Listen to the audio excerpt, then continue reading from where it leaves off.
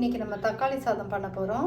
அதுக்கு முக்கியமான பொருள் தக்காளி. ஒரு 4 தக்காளி எடுத்துகிட்டு இந்த மாதிரி சின்ன சின்ன துண்டுகளாக நறுக்கி வச்சுருக்கேன்.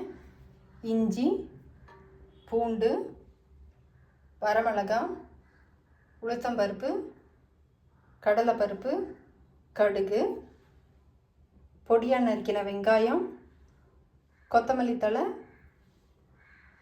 கருவேப்பிலை.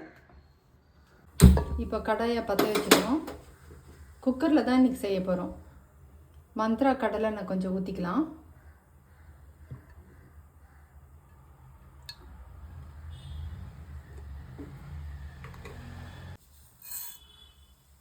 எண்ணெய் சூடாகட்டும். கொஞ்சம் கடுகு போட்டுக்கிறேன்.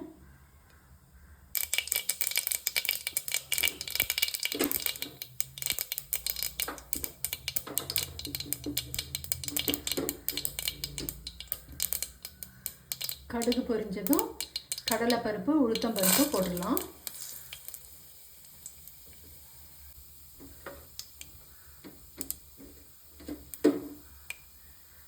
இஞ்சி போட்டுக்கலாம். இஞ்சி, பூண்டு,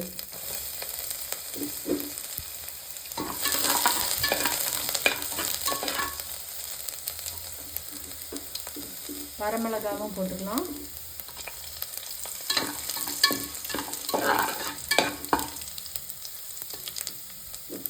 வெங்காயம்,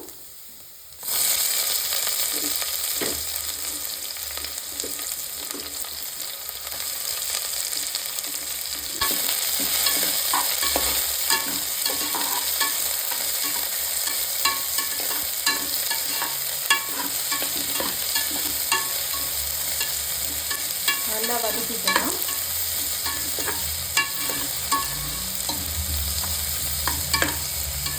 கருவேப்பிலை சேர்த்துக்கலாம்.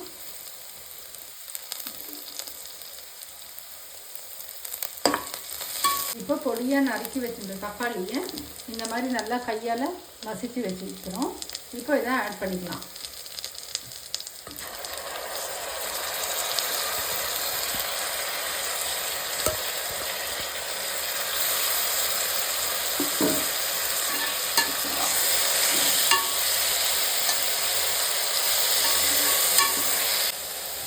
லைட்டாக அதை வதக்கின உடனே பெருங்காயம் பொடி தூள் சேர்த்துக்கலாம்.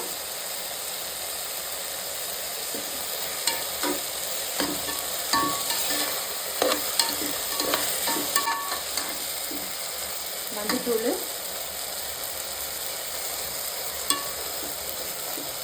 இந்த ஸ்டேஜில் சின்ன ஸ்பூன் உப்பு போட்டுக்கலாம். ஒரு 1.5 ஸ்பூன் போட்டுக்கிறேன் சின்ன ஸ்பூனில்.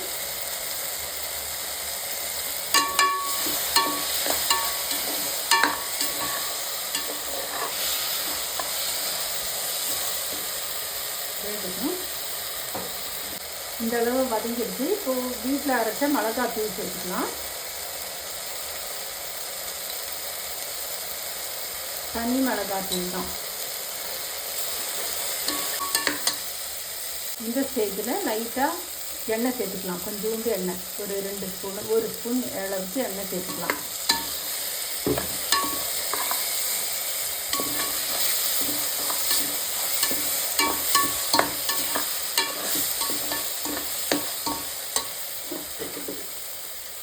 அடியில் இப்படி வருது பார்த்தீங்களா? இந்த ஸ்டேஜில் கொஞ்சோண்டு தண்ணி சேர்த்துக்கணும்.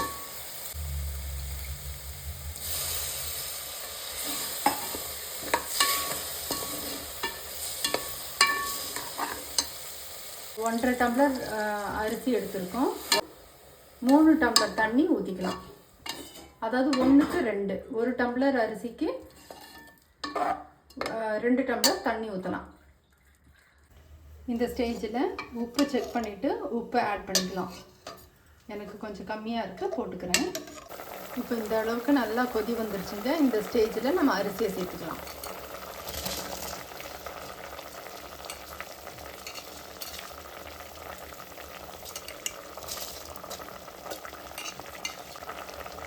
அரிசி ஒரு 1/2 மணி நேரத்துக்கு நல்லா ஊறி இருக்கு.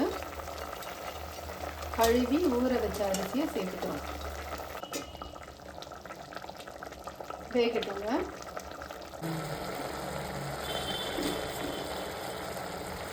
வந்து தண்ணியும் அரிசியும் நல்லா ஒரு சேர வெந்து வருது.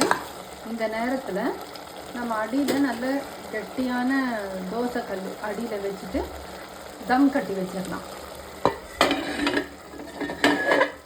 இதுக்குன்னு இந்த கல் வச்சுருக்கோம், இரும்பு கல். அதுக்கு மேலே லைட்டாக நறுக்கி வச்சிருந்த பொடியாக நறுக்கி வச்சிருந்த இந்த கொத்தமல்லி இலையை தூவி விட்டுடலாம்.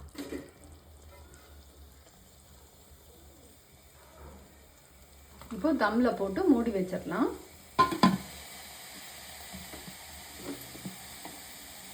இப்போ பீர்க்கங்காய் துவையல் பண்ணுறதுக்கு தேவையான பொருட்கள் பார்க்கலாம். பீர்க்கங்காய் துண்டாக நறுக்கி வச்சுருக்கேன், கழுவி சுத்தம் செய்து.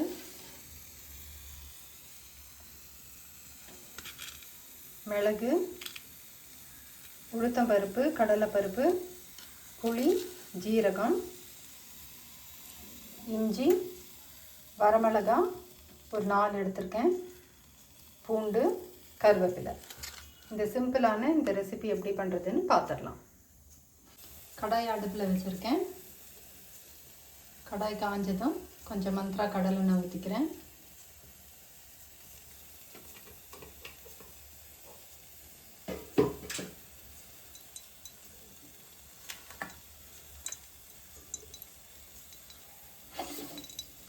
எண்ணெய் லைட்டாக சூடானதும் கடலைப்பருப்பு, உளுத்தம்பருப்பு, மிளகு,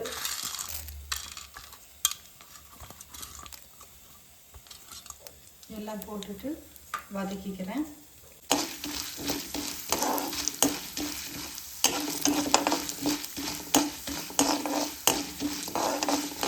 பொன்னிறமாக வர வரைக்கும் வதக்கிக்கோங்க. மணம் வருது.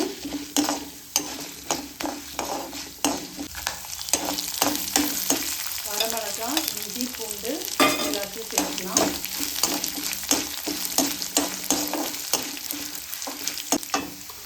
புளி,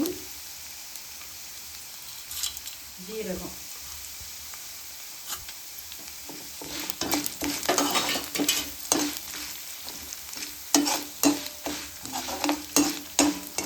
சேர்த்து வதக்கிட்டு அதை எடுத்து வச்சிடலாம். இப்போ எடுத்துட்டோம். இப்போ அந்த பீர்க்கங்காய் நம்ம நறுக்கி வச்சு பீர்க்கங்காவை கடாயில் சேர்த்துக்கலாம். அதே எண்ணெய் போதும். ஒன்று இப்படி வதங்கின உடனே கருவேப்பிலை சேர்த்துக்கலாம்.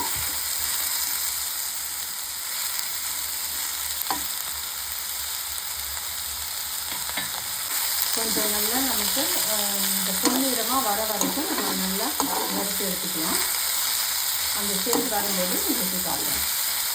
இப்போ பாருங்கள், தண்ணியெல்லாம் நல்லா வற்றி நல்லா வதங்கி வந்துருக்கு, பொன்னிறமாக வந்துருக்கு பாருங்கள்.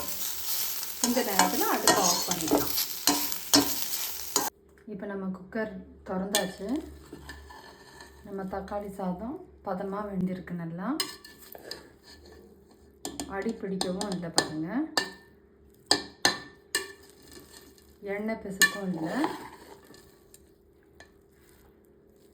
நல்லா சுவையாக நல்லா இருக்குங்க. இன்னொரு வீடியோவில் நம்ம தக்காளி தொக்கா பண்ணி சாதம் எப்படி பண்ணுறதுன்றதும் காட்டுறேன். நம்ம மிக்சியில் உளுத்தம்பருப்பு, கடலைப்பருப்பு, அந்த காஞ்ச மிளகாய், புளி எல்லாம் வதக்கி வச்சிருந்தோம்ல, அதை சேர்த்துருக்கோம். இது ஒரு ஓட்டு ஓட்டிடலாம். இந்த அளவு ஓட்டியாச்சு. இந்த அளவு அரைச்சதுக்கு அப்புறமேட்டு இது கூடயே நம்ம அந்த பீர்க்கங்காவை சேர்த்துக்கலாம்.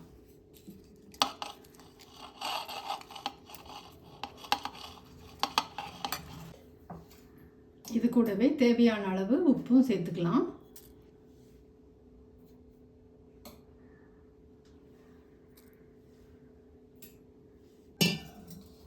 கொஞ்சமாக தண்ணி ஊற்றி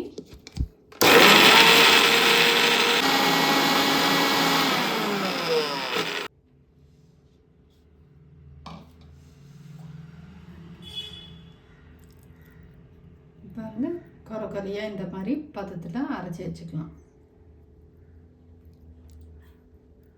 ரொம்ப நைஸாக அரைக்க வேணாங்க, தொகையல் நல்லா இருக்காது. நம்ம தொகையலுக்கு இப்போ தாளிப்பு ரெடி பண்ணிக்கலாம். இதில் எண்ணெய் ஊற்றிக்கிறேன். எண்ணெய் சூடானதும் கடுகு,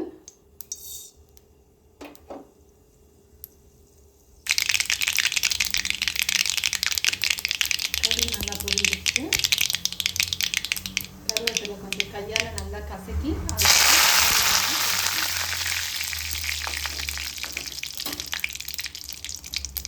அவ்வளோதாங்க, நம்ம தாளிப்பு ரெடி ஆகிடுச்சு. இப்போ நம்ம தொகையெல்லாம் எடுத்து ஊற்றிடலாம். ரெடி ஆகிடுச்சு. சுவையான பீர்க்கங்காய் தொகையல் ரெடி. நம்ம இப்போது ரொம்ப சிம்பிளான வாழைக்காய் பொரியல் பார்க்க போகிறோம். அதுக்கு வாழைக்காவை தோல் முழுசாக நீக்காமல் அந்த கருமையாக இருக்கிற பகுதியெல்லாம் மட்டும் எடுத்துகிட்டு இந்த மாதிரி துண்டுகளாக வெட்டிட்டு தண்ணியில் போட்டு வச்சுருக்கோம்.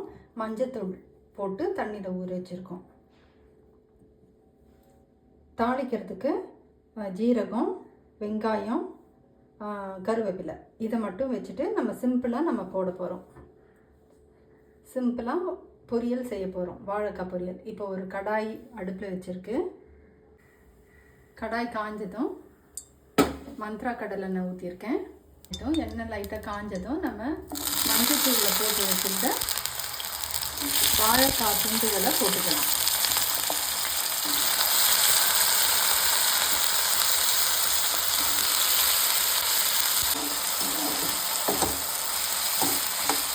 இந்த வாழைக்காயில் பசை இருக்குங்க, அந்த பசை போகிற அளவுக்கு லைட்டாக நம்ம வதக்கிக்கிட்டால் போதும். அந்த எண்ணெயிலே நம்ம வதக்கிக்கலாம், அதுலேயே வாழைக்காயும் வெந்துடும். கொஞ்சம் வதக்கிய உடனே உப்பு சேர்த்துக்கலாம் கொஞ்சம். அப்போ வாழைக்காயில் நல்லா உப்பு பிடிக்கும். வெங்காயம் வேண்டான்னா வெங்காயத்தை தவிர்த்தரலாம்.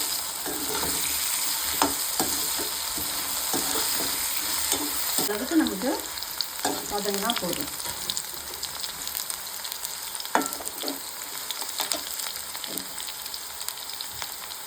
ஒரு தட்டத்தை மாற்றிக்கிறேன். இப்போ அதே எண்ணெயில் கடுகு போட்டுக்கலாம்.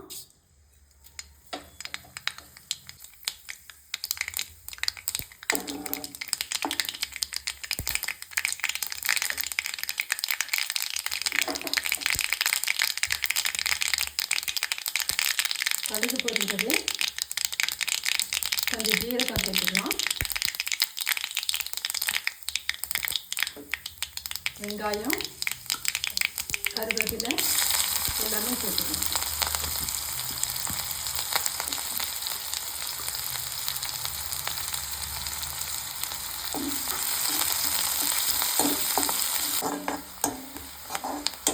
அது கண்ணாடி பதம் முடிகிற பதத்தில் வந்துடுச்சு.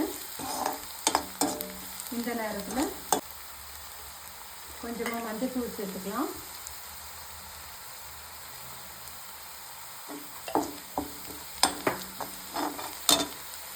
அது கூட நம்ம இந்த வதக்கி வச்சிருந்த வாழைக்காவும் சேர்த்துக்கலாம்.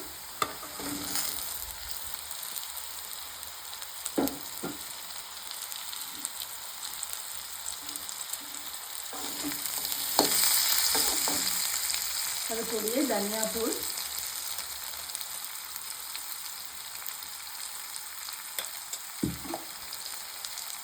வரமிளகாத்தூள்,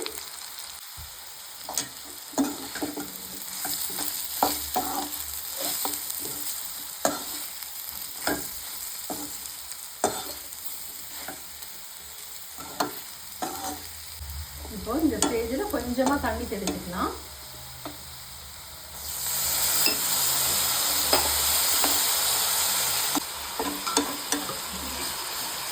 நல்லா உதிரி உதிரியாக ஒட்டாமல், ஒன்றுக்கு ஒன்று ஒட்டாமல் நல்லா உதிரி உதிரியாக வெந்து வரும்.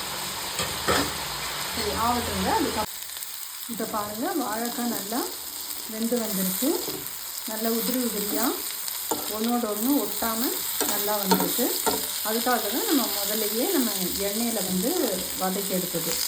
நல்ல சுவையாக இருக்குங்க. ஒரு தடவை இதை ட்ரை பண்ணி பாருங்கள். நம்ம இதிலே அடுப்பை ஆஃப் பண்ணிடலாம். அவ்வளோதான், வாழைக்காய் பொரியல் ரெடி. இல்லாட்டினா வாழைக்காய் ஃப்ரை பண்ணும்போது நெடி நிறைய வரும் இல்லைங்களா? இந்த மாதிரி நீங்கள் பண்ணிங்கன்னா நெடியும் அவ்வளோவா வராது. வீட்டில் சமைச்சு சுவைச்சு என்ஜாய் பண்ணுங்கள். இப்போது நம்ம சமைச்சது எல்லாம் ரெடி ஆகிடுச்சிங்க. தக்காளி சாதம், வாழைக்காய் பொரியல், வெங்காய பச்சடி, பீர்க்கங்காய் தொகையல். சரியா? நீங்களும் இந்த மாதிரி சமைச்சு சுவைச்சு என்ஜாய் பண்ணுங்கள். அடுத்த வீடியோவில் சந்திக்கலாம். பாய்.